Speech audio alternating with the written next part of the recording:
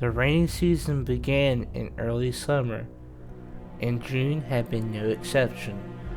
It did not surprise the man when he discovered rainwater dripping from his dining room ceiling. Shrugging it off, he placed the tall pot beneath the leak and expected it to stop on its own. However, it continued to rain.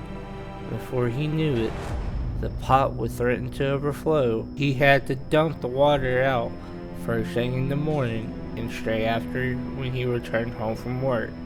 Eventually, he began to notice water damage at the source of the leak. The white ceiling had discolored, turning a dull shade of brown. He checked the weather and realized it would continue to rain sporadically over the next 10 days. The man worried about the ceiling mildewing and becoming expensive to repair, so he called his local handyman. Unfortunately, the man could not sign to have the repairs done. Only his landlord could. It was a frustrating policy. The man called his landlord but could not reach him. He left a few voicemails detailing how the damage would become a progressively worse case. The man was clueless as why the landlord would not return his calls. They usually kept in touch, speaking at least twice a month. Finally, he reasoned that he would not be held accountable for any damages sustained. One night, the man was startled awake by a massive thump. He quickly turned on the bedside lamp, and just vaguely, he could see an overturned table and a large shape laying across it.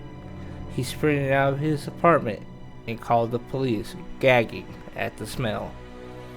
The man sat at the police station with a blanket wrapped around his shoulders and a coffee mug resting in his hands.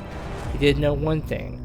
There had been a dead body in the ceiling, and the water had saturated so badly that it caved under the weight. So far, the body was unidentifiable due to the rainwater, and he was being autopsied.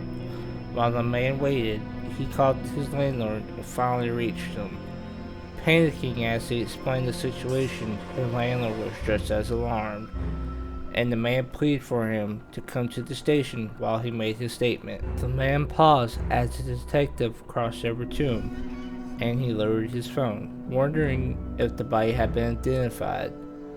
His blood ran cold immediately, and his head shook with terror. The body belonged to Richard Thompson, his landlord, and he had died over a year ago. That's not what disturbed him the most. If his landlord was dead, then who was pretending to be him?